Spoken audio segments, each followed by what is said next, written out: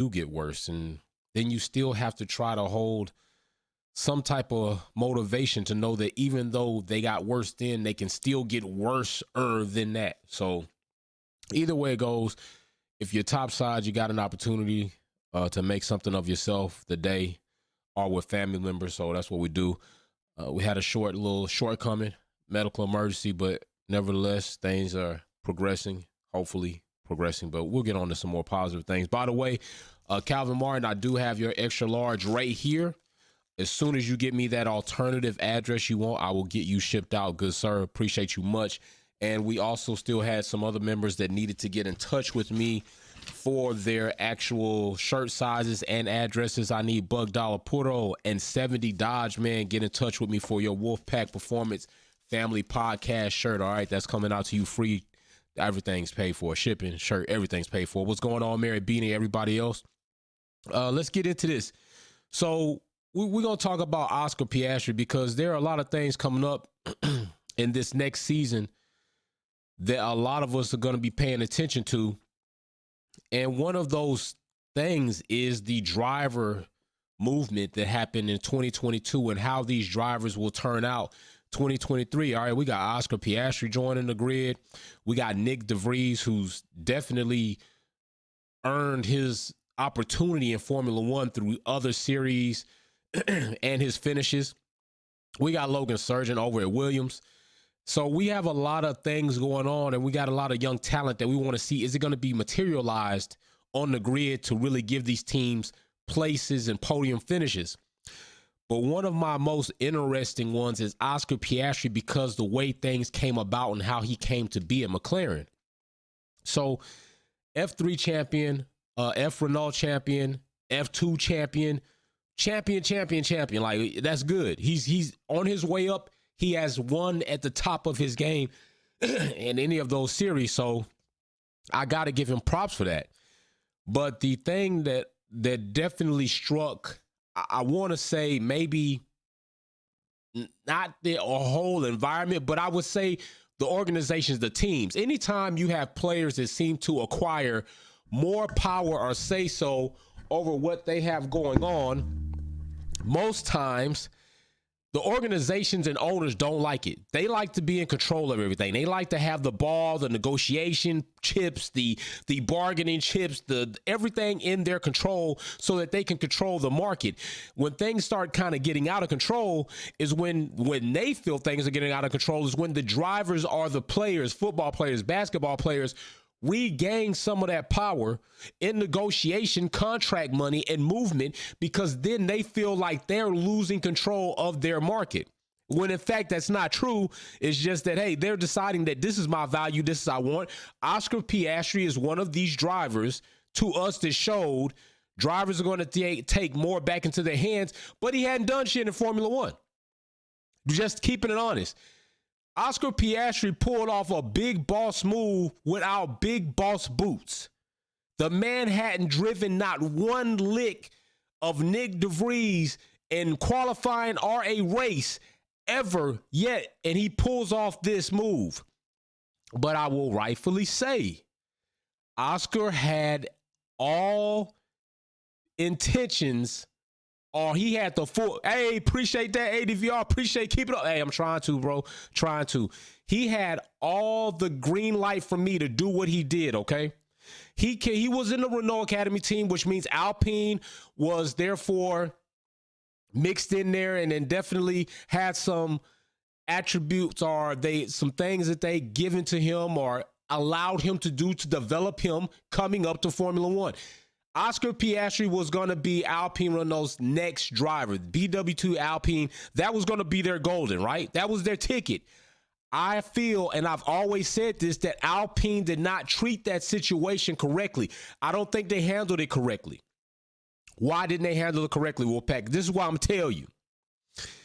They had Alonso and Ocon. That was already somewhat of a mix that wasn't working out as well. Alonso doesn't bring you future value. He's definitely on the tail in his career.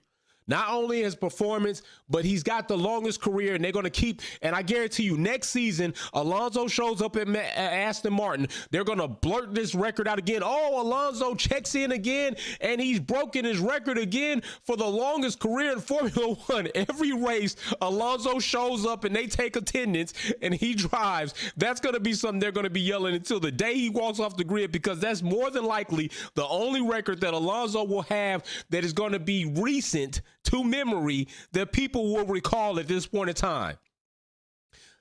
But he's not going to bring your team a ceiling that you can't see. Oscar brings your team a ceiling you definitely can't see, because we don't know what he's going to do in Formula One. Nick DeVries brings you a ceiling that you might not can see in sight, because you still have to see what's he going to do in Formula One. And he showed you what he did on a lesser value team. Now, what can he do in a better car, machinery, and organization around him? And I got to say Red Bull, AlphaTauri's Red Bull. All right, Logan Sargent, a ceiling that we don't know because he hasn't participated. Alonso doesn't bring you that, Alpine. So why did you tell Oscar what he was going to be, yet try to give Alonso a deal, a one-to-one deal with condition if he did better, that he would be able to stay? But then you want to hold Oscar out to Williams. He wasn't feeling that. So Oscar said, I'm dipping. This is a little bit where I come in and I say, there may be some concerns with Oscar, even with McLaren, but different than what I thought initially, right? Initially, I said, Alpine, I think, was a better place not only for Danny Rick when they were Renault, but also for Oscar because of the things they've already done for you. I think they have more tolerance for you. The McLaren has been worn out by Danny Rick. They thought they had a pretty good system with Danny Rick coming in that they were going to definitely elevate. Danny Rick comes in and he underperforms beneath underperforming. Okay? Now McLaren get their teeth into Oscar. Although Alpine, you screwed up. Alonso left you like a thief in the night. I said that. I'm always going to say that. You tried to fall back on Oscar by coming up with a tweet that he was your next driver. Now that your girlfriend left you hanging at the movie theater, you want to call your backup. Oscar said, I ain't no backup. And he said, nah, take this shit down. I didn't agree to anything. I didn't sign no contract. You missed your date. I'm out of here. And they went into a CRB, Contractual Recognition Board. Now, when this happened, when they went into the recognition board, a lot of people felt like this right here was going to be a slap in Oscar's face. Like, welcome to the big boy party. You're going to stay where you are. You're going to do what we tell you to do, Oscar, here at Alpine. We're not taking that post down because you're going to be right here next season, buddy. Guaranteed. And that's what they thought. And it didn't happen. Oscar, among 3 other cases before him, actually got granted to do what the hell he wanted to do, which was leave Alpine and go to McLaren. Now, where's Alpine? Well, they got Gasly now. Definitely got a ceiling. Gasly got a ceiling. We can see Gasly ceiling. Gasly's ceiling is like a 15, like a 10, 12-foot ceiling, right? 8-foot ceiling, you just barely take a hop and you grasp it. 10 to 12, you got to do a little work. So we really don't know, because a lot of people want to speculate that Gasly and better machinery can do better. But we saw Gasly and better machinery. He ain't do that. So that ceiling was low. So Alpine should have handled their situation a lot better. And they didn't. But now we get to McLaren. And whereas I thought Oscar, now it's going to be a situation. If Oscar goes in and performs, McLaren's going to be happy. Zach Brown's going to be ecstatic. Why? Because they got future. They got longevity. They got age on their side. Now they got a lot of time with 2 potentially potentially good. I'm not even mentioning great with Lando or Oscar yet. What the hell? I'm not even mentioning great. Potentially good drivers with a team that can put development behind them, although their development has been stunted going into the 2023 season with the simulator being derailed, with the damn wind tunnel situation being derailed. Still getting that together. Didn't happen like they wanted it to, so that puts them behind the power curve. But that gives them a lot going on, right? But let's say this. Let's look at this twofold. Let's say Oscar goes in, doesn't perform well, because, you know, this is your first time going to see him driving with the big boys and big boy cars, big boy pants, big boy suits, big boy boots. Doesn't handle it well. That's unfortunate for Oscar because, truth be told, he's going in with Lando Norris, who is now undisputably the #1 driver at McLaren. He went through Carlos. Carlos came, went. Danny Rick came, went. Now here comes Oscar. Is Oscar going to come and go for a couple of different reasons? Now, if Oscar comes in here and outperforms Lando in a papaya car, Lando has a situation on his hands. Because my evaluation of Oscar's mentality is not the one to want to sit back and chill and just let you have it, big bro, since you've been here longer. Oscar strikes me after the move that he pulled, all rightfully so, but he had the balls and the gumption to do it. Proves to me to say, like, if he comes in and he outperforms Lando, he's going to be the type to tell Lando, bro, you ain't #1 here. You not. And Lando hasn't cemented himself really in as far as performance in Oscar's eyes. You got to think, when we go to the track, right, we're looking for certain drivers because certain drivers have earned the respect. They've earned the respect. Some people are just delusional. And even Max Verstappen is one of those drivers. But Lewis Hamilton, damn sure, undisputably, without a doubt, is a driver like that. Seb, a driver, undisputably like that. Okay? Max Verstappen, you got to look at him like that with the talent and the things he's done on track, although we know the debacle and the situations cloud a lot of that. And it should, rightfully so. But still, as a driver who comes to the grid, you're looking at those guys. Russell's probably going to get there. And you're saying, like, yeah, they top dogs. I don't think Oscar's walking into McLaren saying to himself, Lando's a top dog. I don't think he is. Just in my opinion, I don't think he is. But they got a triplet. They got a show. They got Alex Palou. They got Lando Norris. They got Oscar Piastri. They have a young stable that they are hoping manifests itself into a good situation. And I hope it does. But here's a thing that I started to consider. What if Oscar goes in, outperforms Lando, but is not happy with the development of McLaren, and he feels like McLaren is stunting his growth? What if he decides, McLaren, I thought you were that. I thought you were that. I thought you were that thing. I thought you were that papaya thing. I thought we was going to come in here and just... But you know what? I think really y'all hold me back. Oscar strikes me as the type of person, maybe he moves the hell on. Just think, maybe he moves the hell on. And I don't doubt it. With all the movement that Ferrari has done with team principals, that Ferrari wouldn't say to themselves, we'll take them. We'll take you. And you can't tell me that Oscar, for some drivers, it is on their bucket or checklist to drive for that scarlet red team, no matter how bad, how worse, how horrible they fumbled up things. Ferrari is Ferrari. Ferrari will always be Ferrari on Formula One grids. People want to wear or drive for that scarlet red team. And if Oscar feels like McLaren ain't doing shit that I wish they were doing for me at this point in time, I think I've already outperformed Lando. And if this ain't on track, I'm dipping. Oscar strikes me as the type of person that he'll do that. I'm telling you, Ferrari will take him in a heartbeat. It's not to say, like, where would he go? That's the only place he would go, is Ferrari. And, you know, you got to say, okay, is Ferrari completely happy with Carlos, happy with Charles? The answer is yes. I think right now Ferrari's in a place where they've done what most teams do, right? You have players with talent, and you have the coach. It's possible that we can get another coach in here to bring this team alive and work with these players before we get rid of talented players and find them to work with the coach. We've seen it all the time. Basketball, football, soccer. We'll get rid of the coach. We'll get you another coach, players, before we get rid of the players to get another coach. So they've done this. Bonotto's out. Voss is in. All right, he's out. We're going to see what happens now. After this season, now it becomes, does your player want to stay with your organization?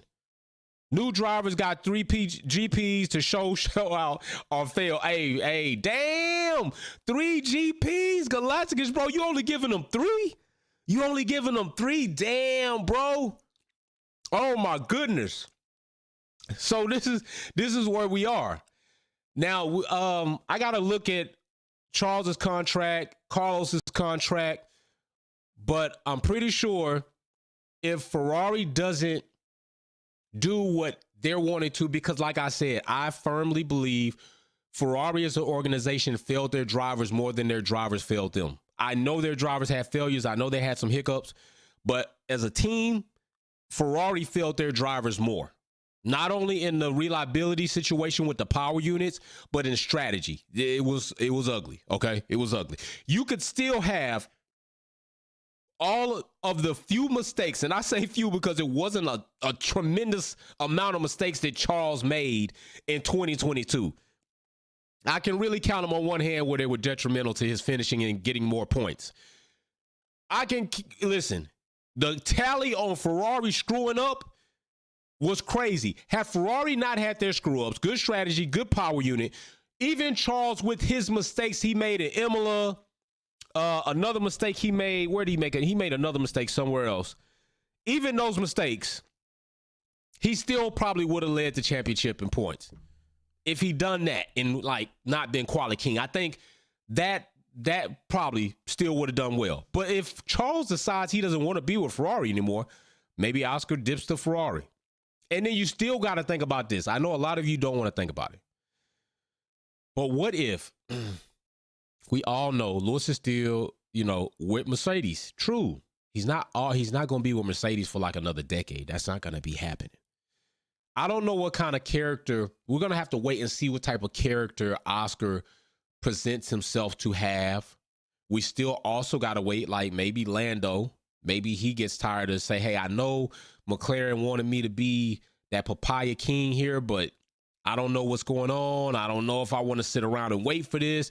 A lot of things I believe hinge on McLaren's development and their ability to produce a car that we saw a glimpse of 2021, and then it downfall in 2022, which is rightfully understandable because plenty of teams did, Mercedes being one of them. We're looking for an upswing. All right, we're looking for an upswing. And a lot of people say Lando probably made a mistake signing his contract a little bit too early, too long. Could be possible. But, I mean, sometimes you got to secure that bag, do what's good for you and your future, and weigh things out on that end. Perez, you definitely signed your contract way too goddamn early. I'm telling you that right now. Perez signed his contract too early. But back to Oscar.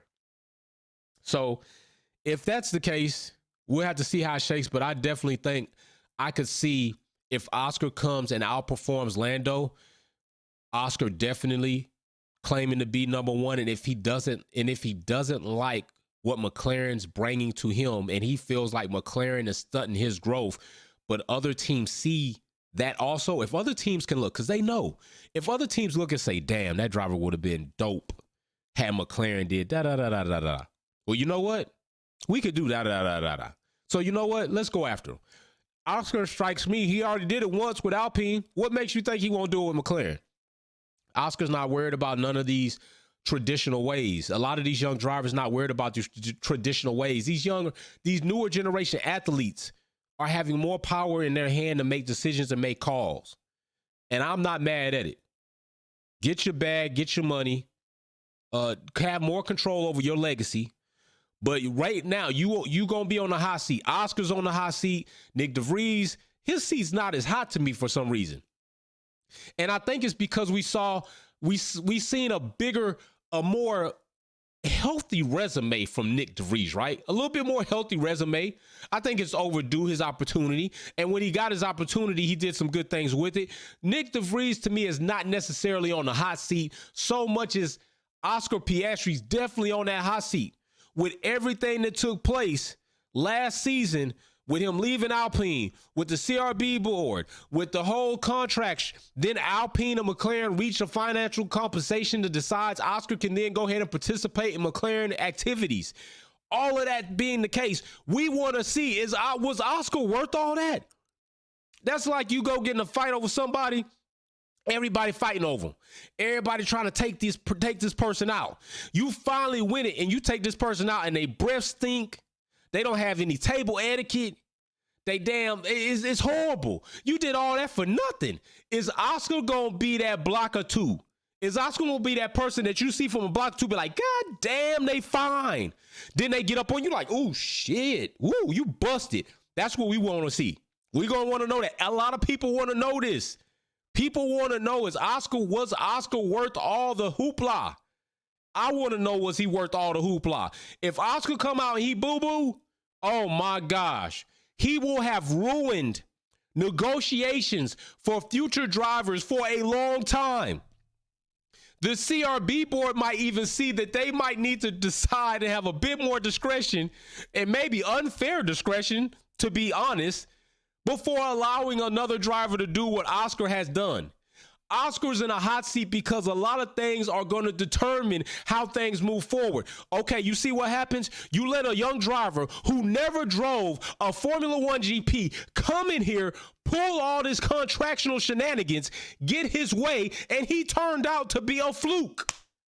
If that happens, it's going to be hell for other drivers coming up. So yes, Oscar is not only on a hot seat, but he got some boulders on his shoulders right now that he's going to have to see if he can stand up straight and walk with that. I'm being dead honest about that. Because if he comes in here any other than that, they're going to be like, I told y'all. Y'all thought it was going to be all that. He just like everybody else coming through these ranks. They don't come around that often.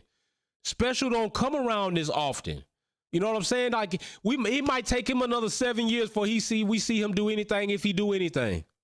All right. Everybody can't be like Lewis Hamilton, come in their first season and second season, win their championship. Everybody not gonna do that. All right. Everybody's not gonna do that. Everybody not gonna be like Seb, win a championship 4 times back to back, be the youngest to do it. Everybody's not gonna do that. That's why you get 3 GPs to prove yourself or fail. Galactic is serious about that shit. You got 3. Usually for a quarterback in the NFL, I give them 3 seasons. All right, 3 seasons to prove themselves. Usually a quarterback in the NFL will come in. If he's good or above average, he'll do well because most teams don't have NFL tape on him. It's different. The second season they have tape on you, that's usually where you see a regression. The third season, you see if that quarterback can reinvent himself and overcome those challenges.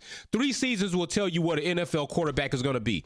I'm telling you, it's a good scale to go by. I knew Baker was not going to be great. I knew it. Trevor Noah, look at what you see this season, what you saw last season, what you see next season, they're going to tell you.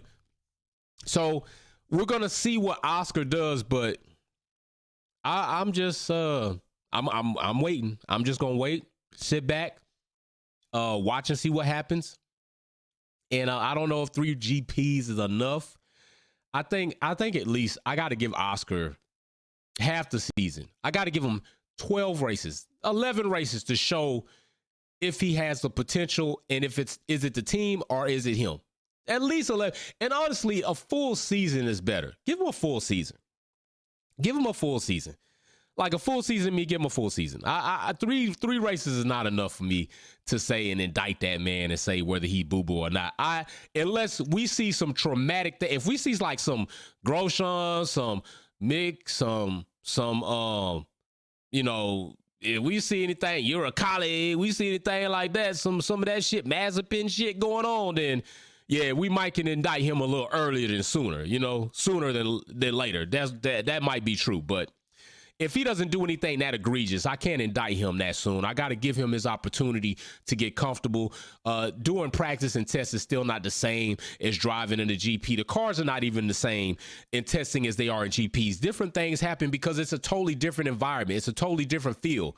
So I can't take those things over. You could just kind of get maybe some telltale signs that might indicate some upward or downward momentum, but I can't indict him on that. So I got to give him a little bit more time than that.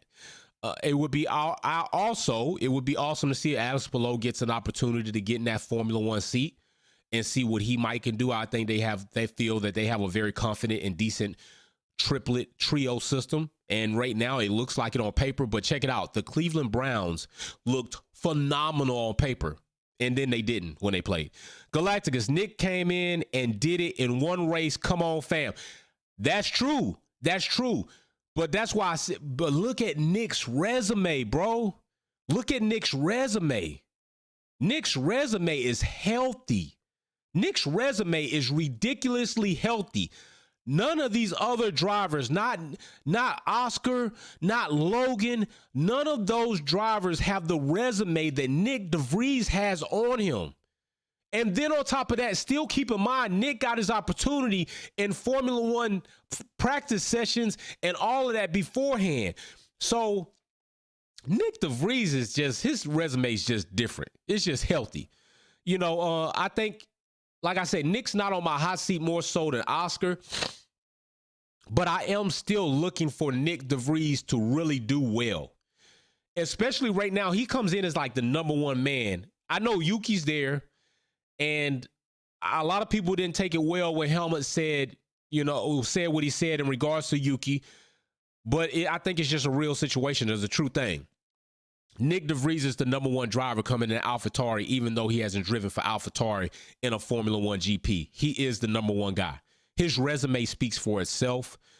I think what Nick DeVries has done, I think he was overdue to get his opportunity, but he had to wait his chance.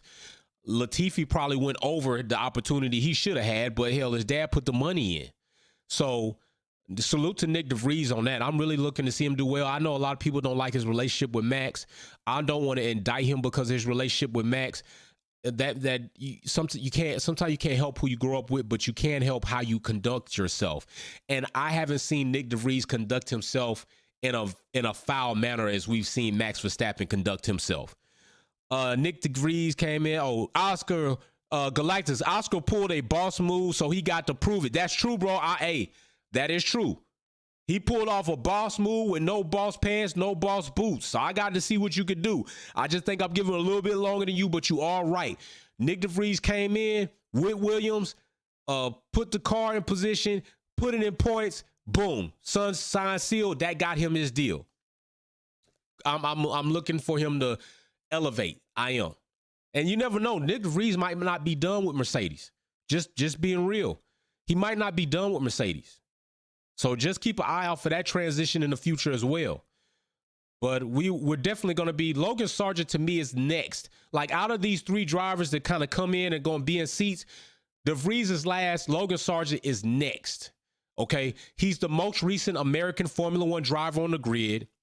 He's driving for a Formula One financial owned team in Williams, who might be up for sale, who might be purchased by another team who hasn't been mentioned in a while as far as their negotiations on entering Formula One. He's next on the seat because now it's like, okay, a lot of Americans, including myself, been waiting for an American driver to hit the grid and have a seat. What are you going to do, Logan? So we'll save that for another show, but we'll definitely see what's going on. I'm going to chill out. I posted the link. The race will be this Sunday, 11 a.m. You know how we do it. 10:30, I will open up the lobby for free practice for the drivers. Listen, we looking for groovy liveries. I'm looking for liveries that look groovy, man. That look crazy abstract. So drivers, get in your artistic bag, get into there, find out what you can get, start making these cars look crazy nice, crazy groupie, crazy. And that's what we're going to be doing this Sunday. Likely we'll be on another live or putting up something.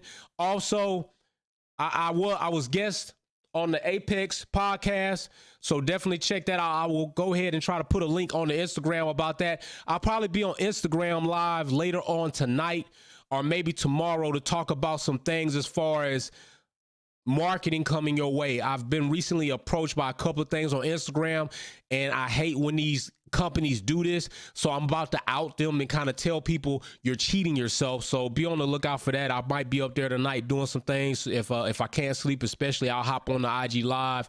If you are on there and you come with some Formula One stuff, I'll take that later. But my main intent is to let other creators on Instagram know, don't let these companies come and take advantage of. Mary Beanie, oh my God, is this an omen? 44 in the chat. And this season, everyone will see real Shady Russell and Jay sending you positive vibes from the fan will always do. Hey, big shout out, Mary. I really do appreciate that.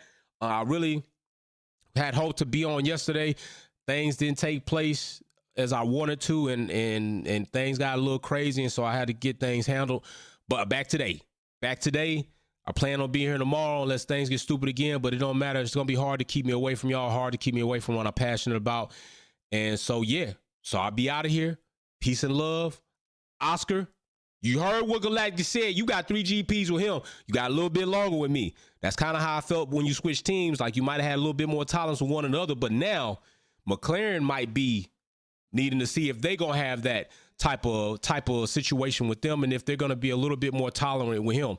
And also, if they don't like what Oscar's doing and he's not performing well, you got to remember they got Alex Palou, and Alex Palou is proven he's done his things. Now he's also going to be in that seat, so it's not like McLaren Racing is going to be far behind if Oscar Piastri doesn't work out. Alex Palou is right there.